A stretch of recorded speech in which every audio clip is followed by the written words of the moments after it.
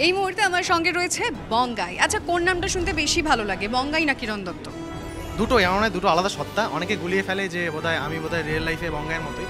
তো আমি সবাইকে বলতে চাই আমি খুবই শাই রিয়েল লাইফ। কিরণ দত্ত খুবই শাই, খুবই কম কথা বলে। বঙ্গাই হয়তো প্রচণ্ড কথা বলে। দুটোই পছন্দ। আমার মনে হয় কিরণ দত্ত যত এখন আস্তে আস্তে বয়স বাড়ছে, হয়তো কিরণ দত্তকেই বেশি, ওই সত্তাটা হয়তো বেশি পছন্দের। আচ্ছা, এবার রাশি, কনগ্রাচুলেশনস ওয়ান্স অ্যাগেন। আগের বছর TV9 ঘরের বায়োস্কোপেও এই পুরস্কার তোমার হাতে গেছিল, দ্বিতীয় বছরও আবার গেল, তো সেকেন্ড টাইম অ্যাওয়ার্ডটা পেয়ে কেমন লাগছে? সেকেন্ড টাইম এবারটা বেশি স্পেশাল, কারণ এবারটা আমি মির্দার সাথে শেয়ার করেছি অ্যাওয়ার্ডটা।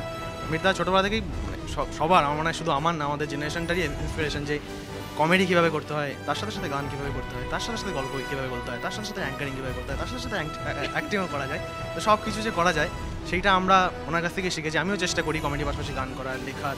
তো এইটা খুবই স্পেশাল আমার কাছে। এবং এবার যারা নমিনেটেড ছিল তারাও খুবই ভালো কন্টেন্ট বানাচ্ছে এখন। আমি 2015 ওই সময়টা বাংলা কন্টেন্ট বানানো শুরু করেছিলাম, এই কারণে যে সব জায়গায় হচ্ছে, আমাদের বাংলায় কেন হচ্ছে না, হিন্দিতে মানুষ ভিডিও বানাচ্ছে ইউটিউবে, বাংলায় কেন হচ্ছে না, সেই অর্থে শুরু করা। এবং বাকি যারা নমিনেট ছিল তারাও সেটাতে প্রচণ্ড রকমভাবে কন্ট্রিবিউট করছে, তাই খুবই খুশি। আচ্ছা, এরকম একটা প্ল্যাটফর্ম যেখানে OTT সিরিয়াল এবং বিশেষ করে তোমরা যে কাজ করছো সেই কাজকে স্বীকৃতি দেওয়া হচ্ছে, এই প্ল্যাটফর্ম তুলনা এখন অনেকটাই কম, প্রায় দেখা যায় না, বিশেষ করে বাংলার ক্ষেত্রে। এরকম একটা শো হচ্ছে, সেই বিষয়টা নিয়ে কী বলবো? এটা খুবই আনন্দিত। মানে এটা যখন আমার 1 লাখ সাবস্ক্রাইবার হয়েছিল, ইউটিউব থেকে সিলভার প্লে বাটন পাঠানো হয়, তারপর আমি দেখতাম বিভিন্ন বাইরে বলো, অন্য দেশে বলো, সব জায়গায় ইউটিউবারদের প্রচণ্ড রকমভাবে অ্যাওয়ার্ড দেওয়া হয়, যে এই তথাকথিত মেইন স্ট্রিম অ্যাওয়ার্ডের সাথে সাথে আমি ভাবতাম যে বাংলায় কেন দেওয়া হয় না, আমরা কিছু পাচ্ছি না, আমরা কিছু করছি না বা এরকম কিছু। তো এই লাস্ট কয়েক মাস আগেও ধরো ফোর্বসে ইন্ডিয়ার টপ 100 ডিজিটাল স্টারদের লিস্ট বেরিয়েছিল, সেখানে টপ 10-এ ছিলাম। তাই ভাবলাম যে এরকম স্বীকৃতি আমি বাইরে থেকে পাচ্ছি, ন্যাশনালে পাচ্ছি, তো আমি বাংলায় এখনও পাই না। তো আগের বছর থেকে এটা শুরু হয়েছে, খুবই খুশি আমি।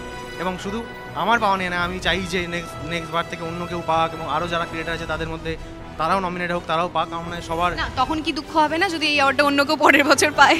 না, আমার মানে দুবার তো পরপর হয়ে গেল, খুব একটা দুঃখ হবে না।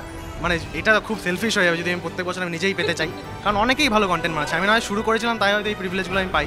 তো বাকিরা অনেকেই ডিজার্ভ করে, অনেকেই পাওয়ার যোগ্যতা রাখে আমার মনে হয়। অনেকেই কন্টেন্ট আমি বাংলাতে এনজয় করি। এবং শিবাজির ব্লগ আমি প্রচণ্ড রকমভাবে দেখি, মির্জার গল্প প্রায় সবাই রাতে শুনি আমরা। তো সবাই অন্য কেউ পেলে আমি খুবই খুশি হব। Thank you and congratulations once again. Thank you.